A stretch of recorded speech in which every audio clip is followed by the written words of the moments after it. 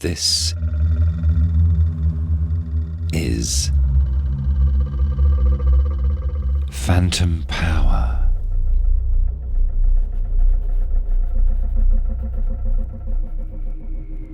Episode 12. A book unbound. Tired of the everyday grind? Ever dream of a life of romantic adventure? Want to get away from it all? We offer you Escape. Escape, designed to free you from the four walls of today for a half hour of high adventure. Climate change. Toxic algae. The endangered reef. Warning signals. Raging wildfire. Deforestation. Invasive species. Global warming. Coastal flooding warnings. Toxics in the environment. Declines in numbers of species. Extinction. Sea level rise. Hey everyone, welcome back to another episode. This is Mac Haygood. My partner Chris Cheek is out, so you just got me today. What you just heard is an excerpt from ESC, a fascinating project that's one part podcast, one part audiobook, and it's produced by my guest today, Jacob Smith. Jake is the founder and director of the Master of Arts in Sound Arts and Industries program at Northwestern University, where he's also a professor in the Department of Radio, Television, and Film. So for those of you who are regular listeners to the show, you know that I work in this interdisciplinary space that gets called sound studies. So we have all these folks working in this space of sound studies, and yet how do we publish all of this research that we generate? We publish it in print or in pixels on the screen, right? We do it via the written word. And that's why I was so excited about having Jake Smith on today, because he is challenging that paradigm, working in sound and doing something that really could only be done in sound. His new project, ESC, is an audio native audiobook.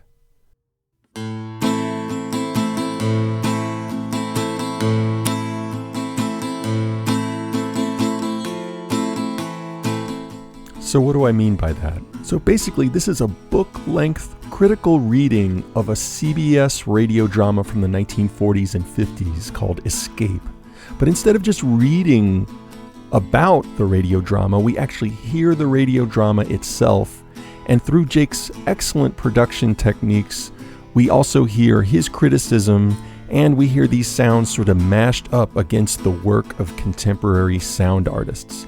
And the sort of through-line argument of the piece is that this moment in the 40s and 50s after World War II, when this radio drama was being produced, is also the moment that was sort of a tipping point in the Earth's geological history. It's the moment when human beings start having a larger impact on the Earth's ecology than any other natural force does. So it's an adventurous project, and it required an adventurous editor, which Jake was able to find in Mary Francis at the University of Michigan Press. So we're going to listen to this interview with Jake about the production, and we're also going to listen to excerpts of the production. And then at the end of this podcast, we'll listen to a nice long chunk of the first episode of ESC. But first, we started off by talking about the iconic theme song for the show.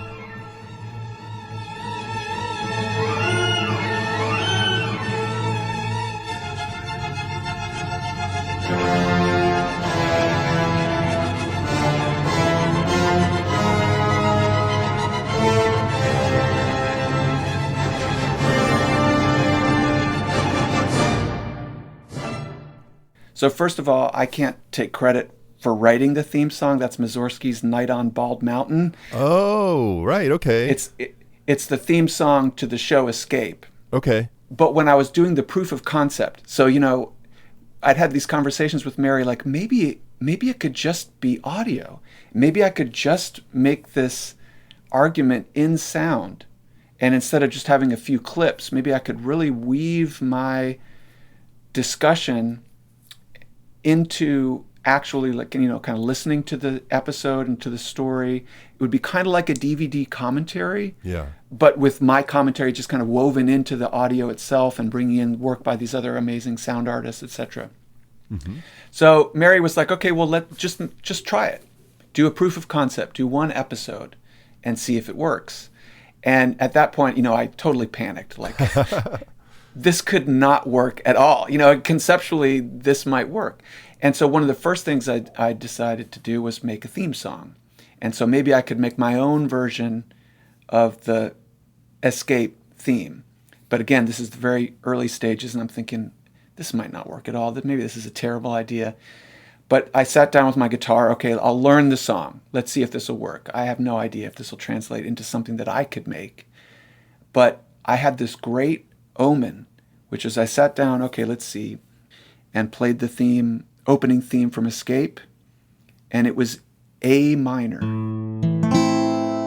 And if you're a guitar player, this was not E flat minor or C sharp. It was A flat. So I could just pick up my guitar and just strum this big open chord. And I was like, this is going to work. This is going to work because I can play this. It's an A minor. Dong, jagga, jong, jagga. So it was that was the kind of the first moment where I felt like, maybe my embodied skills as a musician intersect here with my scholarly work, because I can play an A minor and I can play a version of this theme song. So that was kind of the beginning of the proof of concept working for me.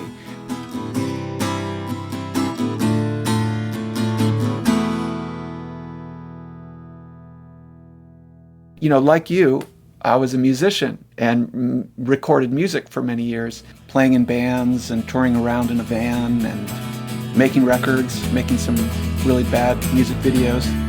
Had to get out of my mind, had to destroy my old life.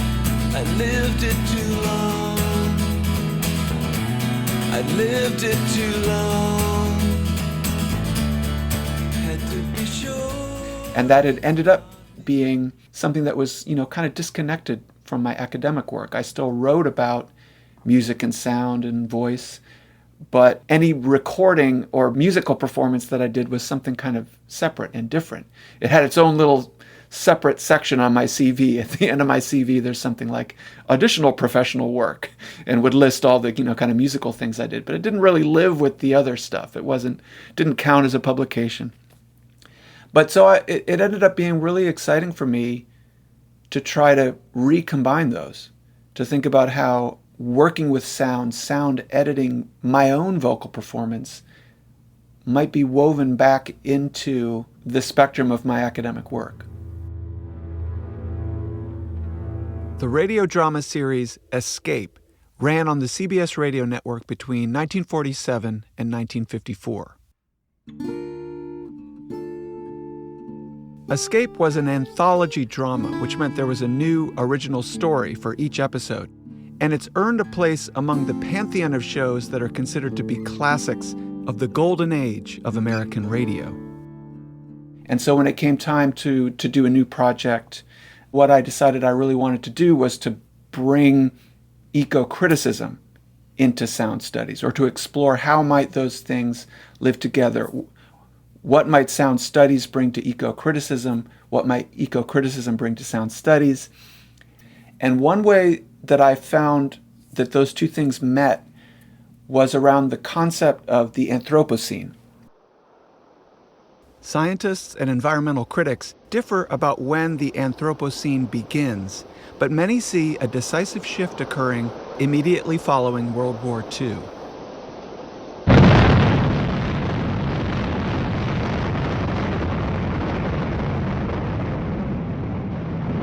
At that time, fallout from nuclear explosions left a mark in the planet's geological strata, and a great acceleration in resource extraction, population growth, and energy consumption meant that the world's ecosystems began to change more rapidly and extensively than in any other comparable period in human history. And I was really compelled by the fact that that's also the end of the golden age of American radio drama, when radio was such a vibrant way of telling stories and a powerful narrative media form in American cultural life. So I started to get really interested in how might I hear the birth of the Anthropocene in this era of golden age radio. The Columbia Network takes pleasure in bringing you Suspense.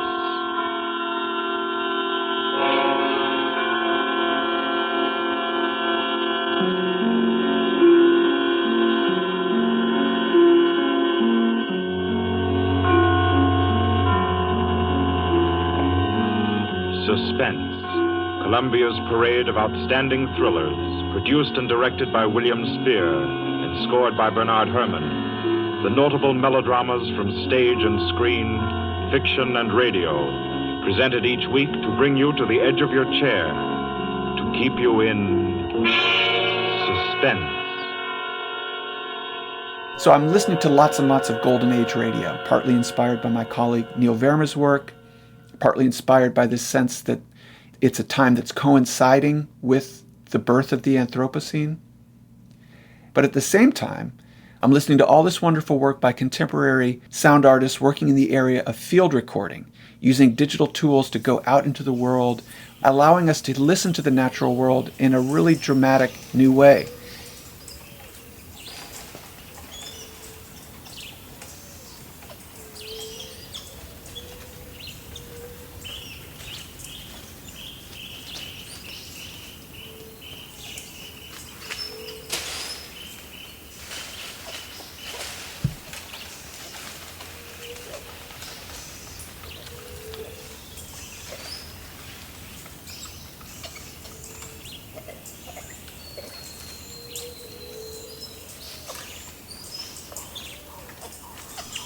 And I found myself wanting to create a mashup of those two things. It felt like two very different golden ages of sound work. On the one hand, this studio-based radio drama of the late 40s and early 50s. We offer you Escape. And then this beautiful new flowering of field recording by people like Chris Watson, Jana Winderin, Sally Ann McIntyre, Christina Kubich, Peter Cusack. Really inspiring work that was opening my ears to the non-human world. I wanted to bring these two things together. I'd find myself listening to these incredible cinematic field recordings, but then wanting it to turn into a narrative, like the Golden Age radio shows I was listening to. I awoke late in the afternoon, a sharp hunger picking at me. And then while I was listening to these Golden Age radio shows, I kept on wanting it to stop for a minute and just immerse me in a space the way the field recordings would. Some wounded thing, evidently a large animal, had thrashed about there in its death fight.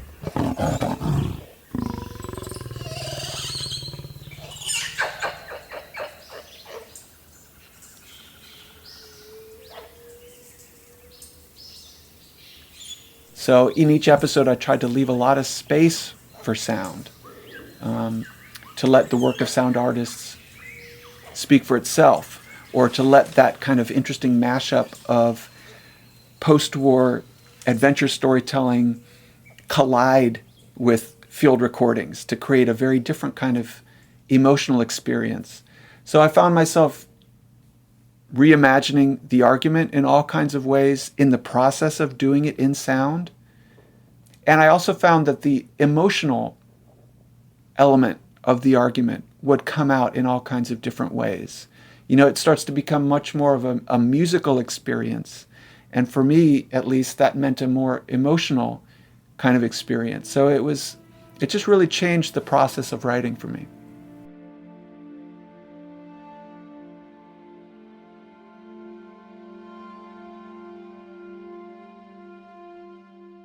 Yes, the use of sound to actually open up an idea. And I think it's particularly important, as you said, because it provides that emotional level, but also because it provides time for people to process what they've just heard. Because when you're reading a book, you can look up, and God knows I do this all the time. I swear when I read, I think I spend more time looking at the ceiling than at the book, which is why I'm such a slow reader, because I just get interested in an idea and then I just want to sit there and think about it.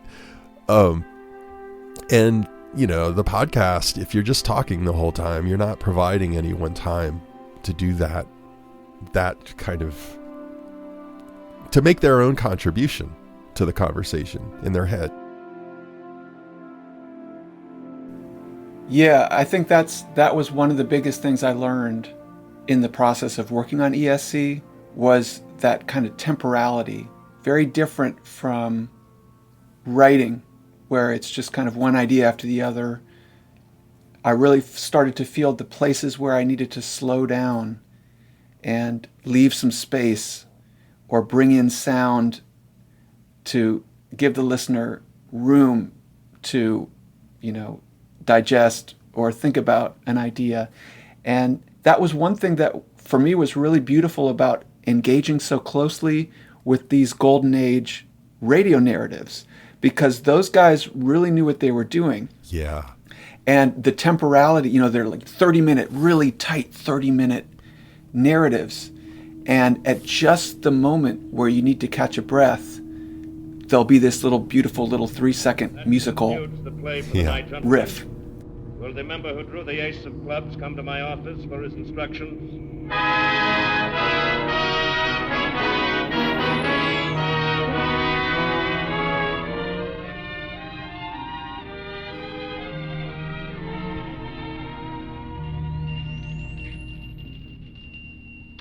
And I ended up using those all the time throughout ESC, because it would be at that point in my analysis where it was like, we need a break, we need to catch our breath.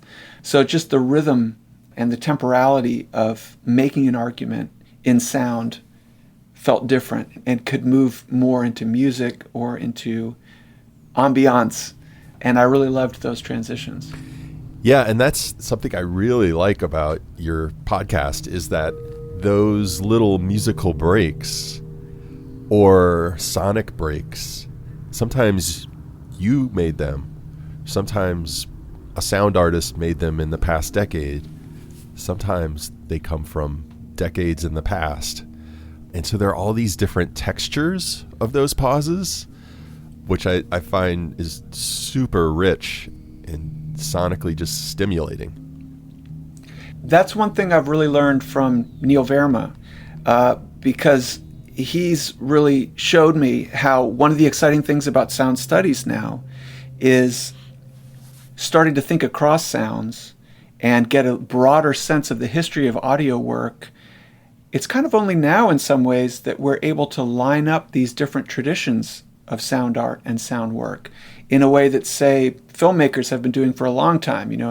I think about new Hollywood directors who are constantly making references to classical Hollywood of the 30s, 50s culture in 70s films. We're kind of used to that interesting polyphonic dialogue in film culture. And that's one of the things that I wanted to bring to ESC, that it's not just about this podcasting moment, but how can we line up this podcasting moment with exciting things going on in field recording and sound art, but also with this earlier era of sound work that has its own, kind of wonderful nuance. All these things might live together in new kinds of ways. And I think that's one of the things that the emergence of sound studies is helping us to hear. And now, here's more from Jacob Smith's ESC, Sonic Adventure in the Anthropocene.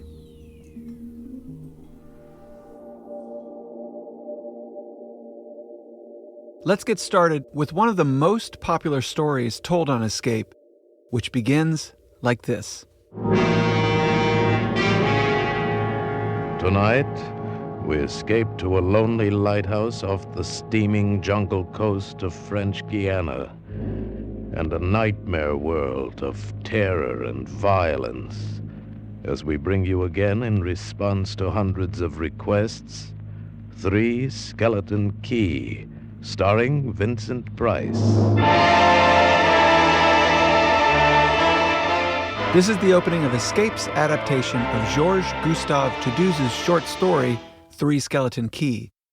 As you can hear from that reference to hundreds of requests, this was a popular story, and Escape broadcast it on 3 different occasions, in 1949, 1950, and 1953. Not only was Three Skeleton Key one of the most popular episodes of Escape, but it features some prominent themes that cut across the entire run of the show. In particular, it's one of 70 episodes of Escape that take place along the network of global shipping. This means that more than 1/3 of Escape's stories took place in a mid-century network of ocean-going ships, ports, and in this case, lighthouses. So, Three Skeleton Key is a representative episode of Escape because it thematizes a global network of travel and trade. But it also depicts the infrastructure of that network in a state of disruption and collapse. In this and the next 2 episodes of my podcast, we'll be listening to some of Escape's infrastructural adventures. This means I'll be paying attention to the infrastructure in the narrative and to the narrative of the infrastructure, to how sites like lighthouses can be the fictional settings for adventure, as well as features of the environment with their own history. We'll see that this kind of infrastructural disposition is a useful way to help us bring an environmental awareness to these shows. Infrastructure sites can be contact zones between human networks and non-human creatures, and they require that we think about multiple levels of scale, from the personal to the global. We're listening to a recording that was made by the sound artist Alan Lamb. These are sounds made by an abandoned telegraph wire in the Australian outback. By bringing those wires to life, Lamb's work is a great example of how sound art can have an infrastructural disposition.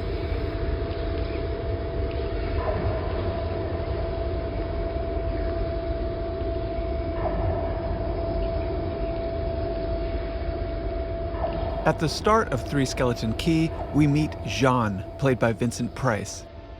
Jean's a member of a 3-person crew that maintains the lonely lighthouse described in the opening announcement. Jean sets the scene. Picture this place. A gray tapering cylinder welded by iron rods and concrete to the quay itself.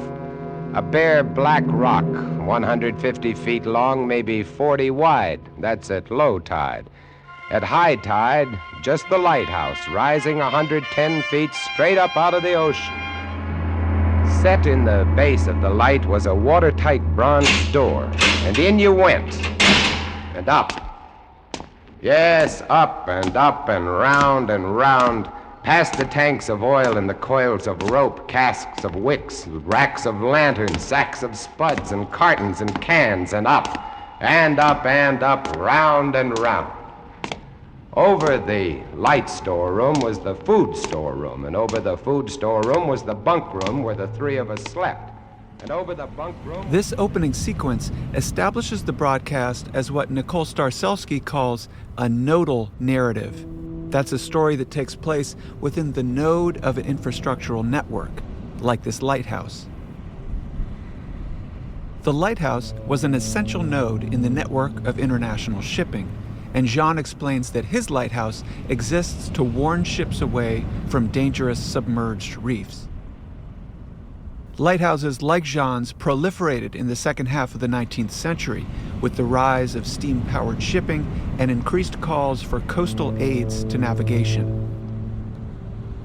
We're listening to the sound of foghorns, a sonic component in this ship-to-shore technological infrastructure.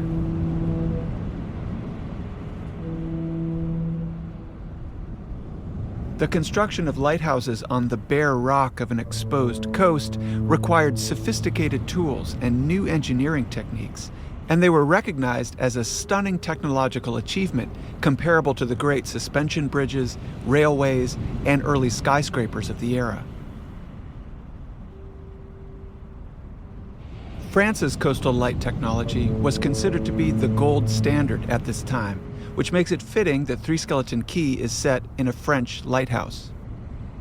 Moreover, French Guiana had a reputation as an outpost at the edge of the civilized world and was widely considered to be uncolonizable by Europeans, due in part to its dangerous harbors and malarial swamps. That reputation was reinforced when it became a French penal colony in the 1850s.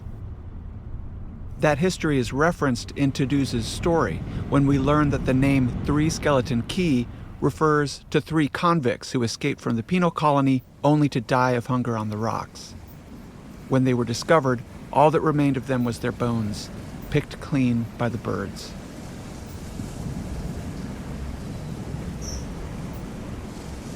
It's here that we should note that Escape had preferred sites of adventure, and its episodes tended to cluster in particular geographical areas like the South Sea Islands, South America, Africa, India, and the Caribbean.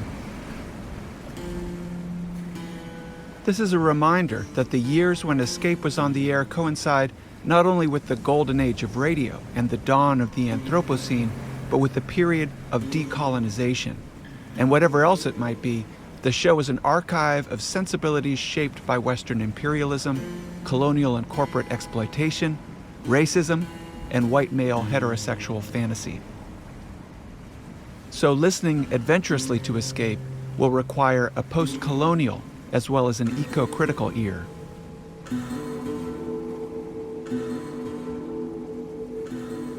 The French Guiana setting also amplifies the sense that the lighthouse is a network node that's situated precariously within its surrounding environment.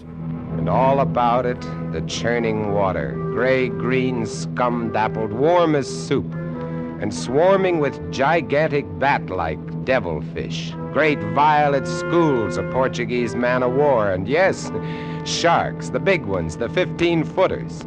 And as if this weren't enough, there was a hot, dank, rotten-smelling wind that came at us day and night off the jungle swamps of the mainland.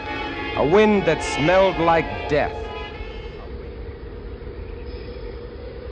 So, from the perspective of an infrastructural disposition, the opening minutes of Three Skeleton Key signal that this will be a nodal narrative in which strategies of insulation will play a central role.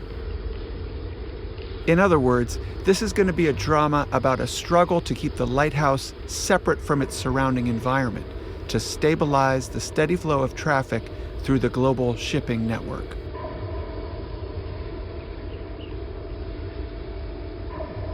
That dramatic tension is enacted on the level of the show's sound design. Jean ends his tour of the lighthouse in the gallery, where his description of the light is accompanied by shimmering orchestra stabs. And over the living and cooking room was the light. She was a beauty, big steel and bronze baby with the sun gleaming through the glass walls all about, bouncing blinding little beams off the big shining reflectors, glittering and refracting through her lenses, the whole gigantic bulk of her balanced like a ballerina on the glistening steel axle of her rotary mechanism.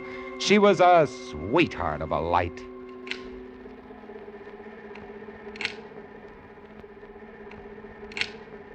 I want to think more about this sound, the clicking of the light's mechanism, so I've looped this section of the broadcast. This is another strategy that I'll be using throughout the podcast to reboot Escape for an era of digital audio. Now that Escape's episodes exist as digital files available online, not only can I mash them up with contemporary sound art, but I can manipulate them, zooming in to details that were left in the background of the original broadcast.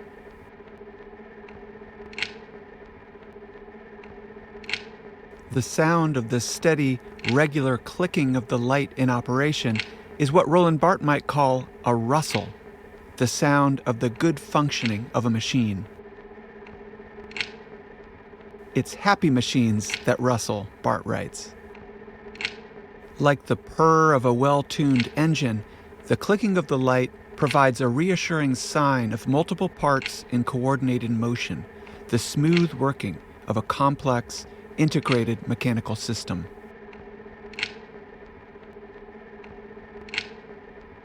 The sonic contrast to the light's reassuring rustle arrives in spectacular form when Jean and his coworkers notice a derelict ship heading directly towards the reef.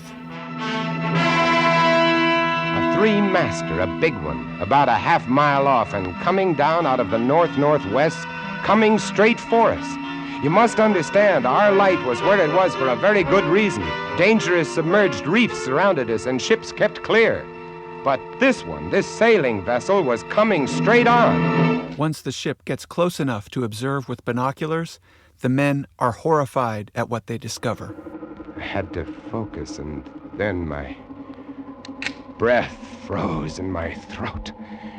The decks were swarming with a dark brown carpet that looked like a gigantic fungus, but undulating. And on the masts and yards, the guys and all were hundreds, no thousands, I don't know, an endless number of enormous rats.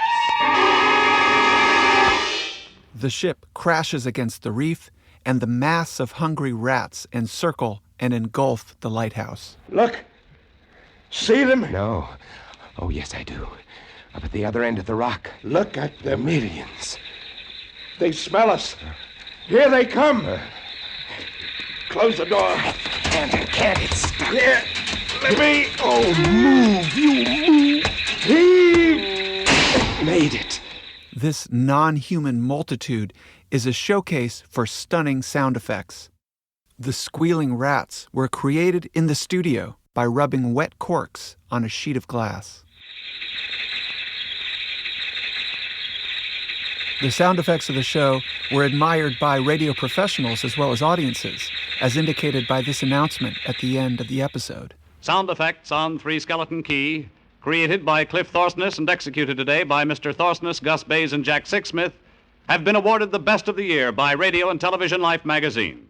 Later in the show, the chaotic sound of the rats is contrasted with the soothing rustle of the machine during a scene in which the animals cover the gallery windows and emit pained screeches when the beam from the rotating light touches them.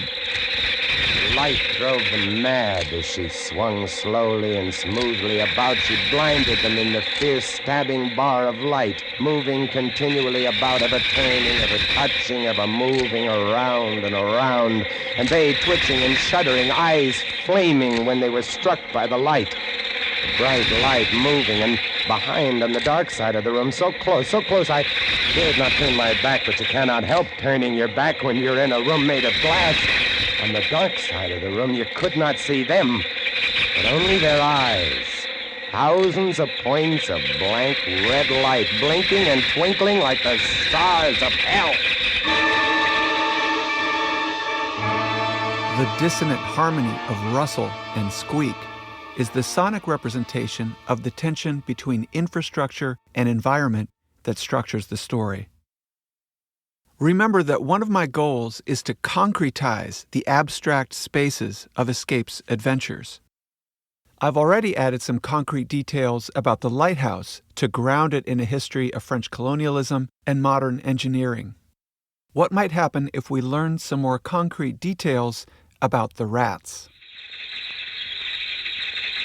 Ship's rats, like the ones in the story, are often the example of a worst-case scenario of an invasive species.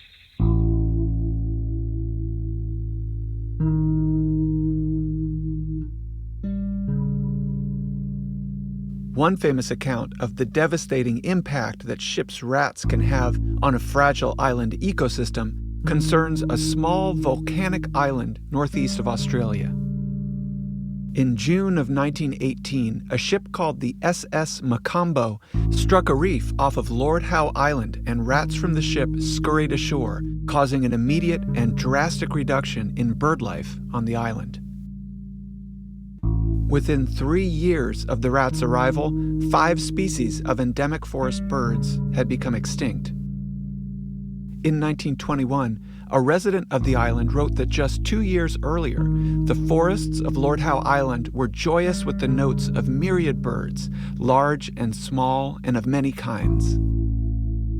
2 years later, the ravages of the rats had made the call of a bird a rarity, such that the quietness of death reigns where all was melody.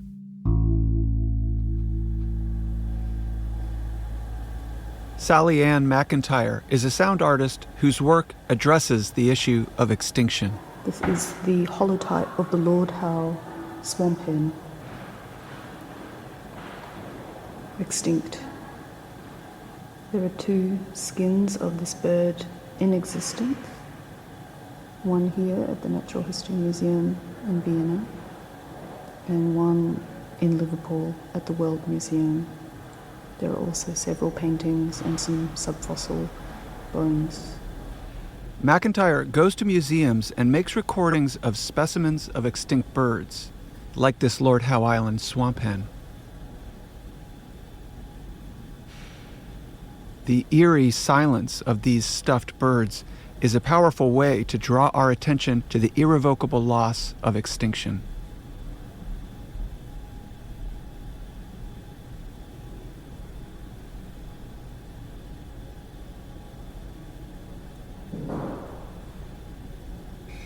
McIntyre is the kind of ecologically minded sound artist whose field recordings I want to put in conversation with Escape's studio-based adventures. In another work, McIntyre transcribed written accounts of the call of the extinct huya bird to be played on music boxes.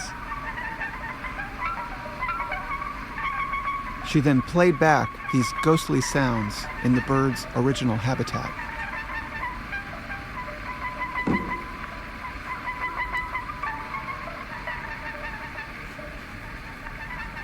Recall Bakhtin's example of the abstract spaces of adventure. For a shipwreck, one must have a sea, but which particular sea makes no difference at all. When we listen to adventure, this might be true. It doesn't make much difference if the lighthouse is off the coast of French Guiana, or Africa, or India, or New Zealand. But if we listen adventurously, from the perspective of island ecosystems like Lord Howe Island, then concrete geographical and ecological details about the history of ship's rats, for example, start to make a great deal of difference. And Three Skeleton Key begins to sound in a different way. By telling the story of an isolated island community under siege by a horde of ship's rats, Three Skeleton Key facilitates a mode of adventurous listening from a non-human perspective, placing us in the position of Lord Howe Island's extinct fantails, fly-eaters, and starlings.